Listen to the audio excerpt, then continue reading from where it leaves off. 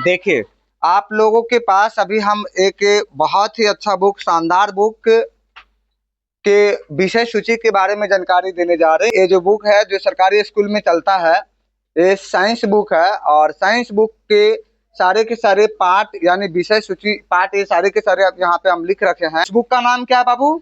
जिज्ञासा। आप देख रहे होंगे बुक का नाम है जिज्ञासा और एक 6 क्लास के लिए है। अब हम यहाँ पे इनका पाठ सूची देख लेते हैं। पहला जो है यहाँ पे इसका नाम विज्ञान का अनूठा संसार है ना, इसके बारे में हम यहाँ पे जानकारी प्राप्त करेंगे। अगला है सजीव जगत में विविधता, सजीव जगत में विविधता। तीसरा अध्याय का नाम है उचित आहार स्वस्थ शरीर का आधार, उचित आहार स्वस्थ शरीर का आधार है ना।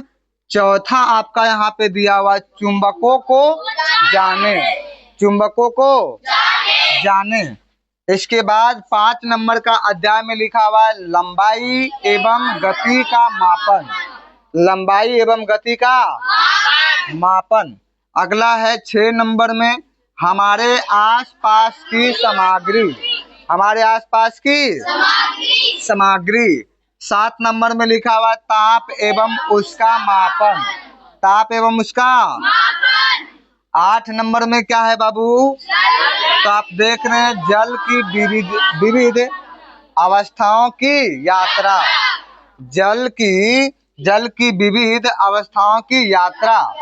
और 9 नंबर में है दैनिक जीवन में पृथक्करण विधियां, दैनिक जीवन में जो पृथक्करण विधियां होती है इनके बारे में हम बात करेंगे। 9 नंबर में आपका लिखा हुआ सजीव विशेषताओं का अन्वेषण, सजीव विशेषताओं का अन्वेषण।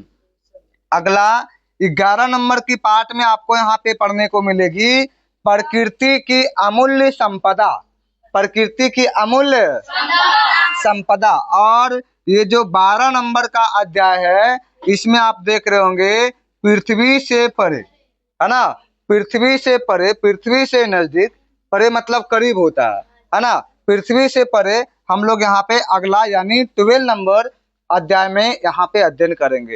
ये रह गया आपका पाठ सूची। हमें आशा है कि आप अपने कॉपी में नोट डाउन कर लिया होगा। जैसे ही कोई चैप्टर यहाँ पे खत्म होती है उस पर टिक करेंगे, ये चैप्टर खत्म हो गई, फिर अगला चैप्टर खत्म होता है इस पर टिक करेंगे। इससे आपको पता चलेगा कि हम ये सारे के सारे चैप्टर पढ़ लिए। अगर आप वहाँ पे इस बात को जानकारी नहीं रखेंगे तो फिर आपको पता ही नहीं चलेगा कि कौन कौन चैप्टर इसमें पढ़ना था और सर अधूरे पढ़ा करके छोड़ दिए कि पूरा भी किए हैं, है ना। तो ये जानकारी आपके पास होना जरूरी है। तो आगे हम चलते हैं। यहाँ पे आपको विज्ञान की डिफिनेशन बताया गया, विज्ञान किसे कहते हैं। तो आप यहाँ पे देख पा रहे होंगे सावधानी पूर्वक, है ना, ध्यान रखिएगा, सावधानी पूर्वक एवं क्रमबद्ध तरीके से किए गए प्रयोगों और प्रेक्षणों से प्राप्त ज्ञान को ही विज्ञान कहा जाता है। आप इस बात को समझिए, आप अगर किसी भी चीज को पहली बार एक्सप्लेन किए हैं, साझा किए हैं किसी व्यक्तियों के बीच में, तो आप वहाँ पे वैज्ञानिक के अंतर्गत आएंगे। जैसे शुरुआती में जो मोबाइल फोन आप देख रहे होंगे वो सावधानी पूर्वक बनाया और क्रमबद्ध तरीके से सिस्टमेटिक ढंग से, तो वो भी एक प्रकार के विज्ञान के अंतर्गत आया। यानी आप बोले तो वो वैज्ञानिक कहलाए। क्या कहलाए? वैज्ञानिक कहलाए। आप जो दाल चावल सब्जी खाते हो उसको भी बनाने के पीछे वैज्ञानिक योगदान वहाँ पे है, क्योंकि वो भी सिस्टमेटिक ढंग से बनाया जाता है। तो कहने का मतलब है विज्ञान आप उसे कहेंगे जो सावधानी पूर्वक और क्रमबद्ध तरीके से प्रयोग करता है और उसके प्रेक्षण से, जांच से जो ज्ञान आपको प्राप्त होती है उसे ही क्या कहेंगे आप? विज्ञान कहेंगे। विज्ञान को जो है अंग्रेजी में साइंस कहा जाता है, जो लैटिन भाषा के साइंटिया शब्द से बने हैं। ये जो साइंस जो है लैटिन भाषा के शब्द है। कौन सा भाषा बाबू? ये साइंटिया जो है लैटिन भाषा का शब्द है और इससे क्या बना है? साइंस। इससे क्या बना है? साइंटिया से क्या बना है? साइंस। और साइंटिया का अर्थ क्या होता है? टू नो, यानी जानना, किसी भी चीजों के बारे में जानना, है ना। साइंटिया का अर्थ क्या होता है? टू नो, यानी बोले तो जानना होता है। ध्यान रखिएगा, विज्ञान के जनक के बारे में आपको जरूरी यहाँ पे जानकारी प्राप्त करनी होती है। विज्ञान की जनक की बात करते हैं तो गैलीलियो गैलीली को माना जाता है। किनको बाबू? गैलीलियो गैलीली को माना जाता है। और भारतीय आधुनिक विज्ञान के जनक की अगर बात करते हैं तो सर जगदीश चंद्र बोस को माना जाता है। सर जगदीश चंद्र बोस को माना जाता है। अब हम बात करेंगे यहाँ पे विज्ञान के अध्ययन की दृष्टि से मुख्य रूप से कितने भागों में बांटा गया है। अध्ययन की दृष्टि से आपके क्लास के अकॉर्डिंग विज्ञान को मुख्य रूप से 2 भाग में बांटने का काम करेंगे। पहला जो है, ध्यान रखिएगा, विज्ञान के पहला भाग सजीव विज्ञान, जिसे आप जीव विज्ञान के नाम से जानते हैं, और इसे अंग्रेजी बोले तो बायोलॉजिकल साइंस होता है। जीव विज्ञान के अंतर्गत हम समस्त जीवधारियों के बारे में पढ़ेंगे, जिनके अंदर जीवन है, उन सभी जीव जंतुओं के बारे में हम जीव विज्ञान में पढ़ेंगे। और अगर बात किया जाए कि जीव विज्ञान के अलावा और इस ब्रह्मांड में जीव जंतुएं हैं, और इस ब्रह्मांड में और कई एक पदार्थ है, जैसे बोले तो आप देख पाते होंगे जल के बारे में पढ़ना होता है हमें, है ना, हवाएं के बारे में पढ़ना होता है हमें, अलग अलग प्राकृतिक घटनाओं के बारे में पढ़ना होता है, जैसे वर्षा क्यों होती है, सूर्य का प्रकाश जो है, सूर्य की किरणें जो होती हैं किस प्रकार से पृथ्वी तक आता है, और बोले तो कई एक वैसे वर्षा होने का मौसम क्या होता है, इन सभी चीज़ों के बारे में हम बात करेंगे। चक्रवात क्या होता है, यानी प्राकृतिक घटनाओं और नियमों के बारे में हम लोग, और जो निर्जीव पदार्थ है इनके बारे में हम अगर पढ़ने की बात करते हैं तो ये निर्जीव विज्ञान में पढ़ते हैं। निर्जीव विज्ञान का ही स्टैंडर्ड नाम होता है भौतिक विज्ञान। क्या होता है? भौतिक विज्ञान, यानी निर्जीव पदार्थों के बारे में पढ़ना और प्राकृतिक घटनाओं के बारे में पढ़ना हम यहाँ पे पढ़ने का काम करेंगे भौतिक विज्ञान में। अब यहाँ पे ध्यान दीजिएगा, जैसा कि आप यहाँ पे देखें कि विज्ञान के 2 मुख्य शाखाएं होती हैं, ठीक इसी प्रकार से जीव विज्ञान का भी आपको यहाँ पे आपके अध्ययन की दृष्टि से आपके क्लास के अकॉर्डिंग आपको 2 भाग में डिवाइड करने का काम करते हैं। पहला भाग जो है जंतु विज्ञान, जिसमें जीवों के बारे में अध्ययन करेंगे, जानवरों के बारे में अध्ययन करेंगे। हम लोग एक जानवर ही हैं, है ना, हम लोग क्या हैं? जानवर ही हैं, है ना। जैसे कभी कभी आपको कोई बोल देता होगा अरे गधा, तो आप लोग अपने मन में क्या बुरा मान लेते होंगे, है ना। बोल देता होगा ये जानवर है, तो आप लोग कहते होंगे हमारा जानवर बोल दिया, कितना गलत किया, देखिए तो हमारे सर हमें जानवर बोल दिया, हम इतना पढ़े लिखे व्यक्ति हैं।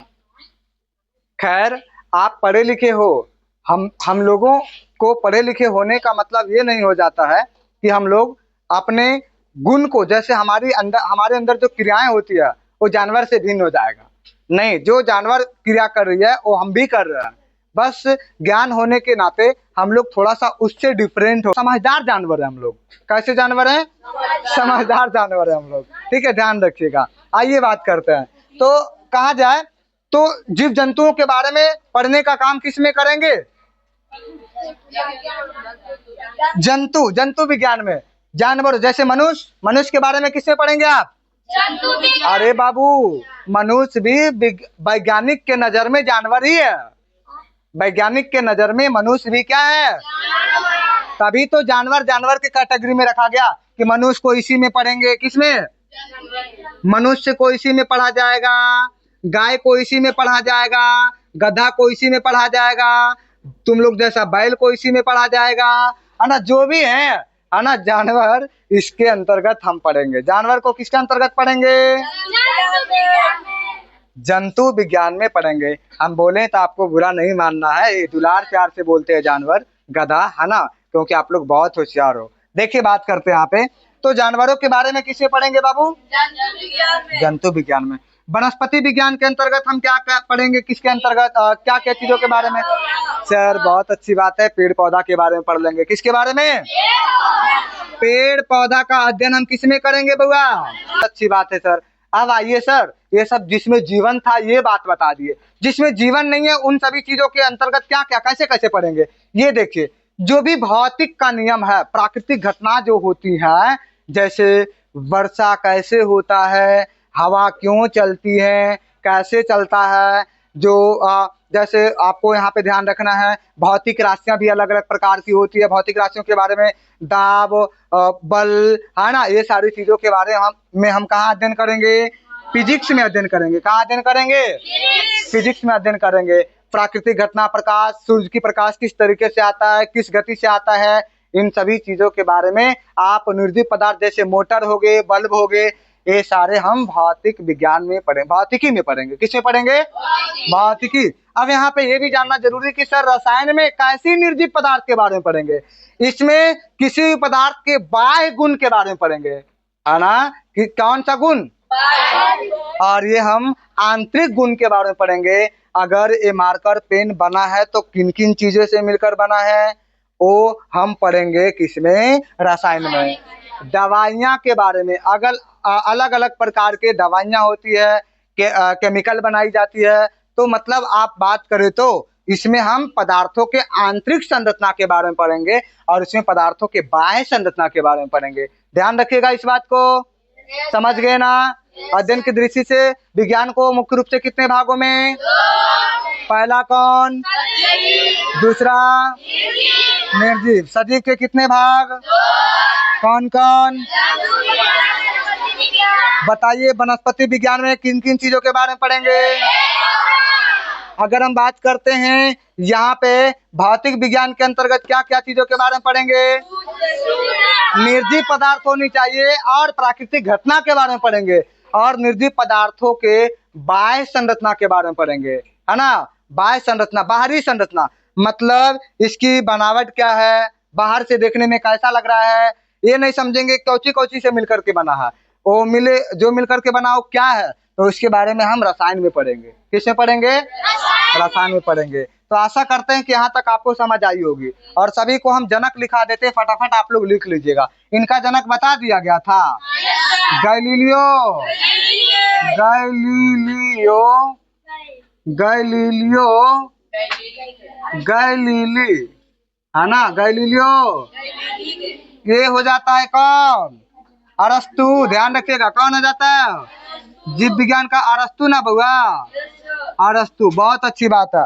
इसका जंतु विज्ञान का भी अरस्तु ही होते हैं। कौन होते हैं, अरस्तु होता, लिख लीजिएगा बगलवा में, अरस्तु। चलिए, और यहाँ पे ध्यान रखेंगे वनस्पति विज्ञान का थियोफ्रेस्टस, थियोफ्रेस्टस।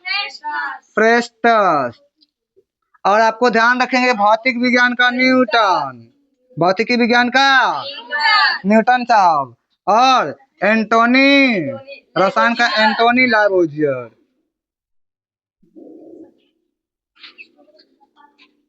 आज के लिए इतना ही रहने देते हैं, है ना, और मिलते हैं अगला निःशुल्क क्लास में, जिसमें हम साइंस का यानी 6th क्लास के साइंस का पहला अध्याय स्टार्ट करेंगे। जय हिंद।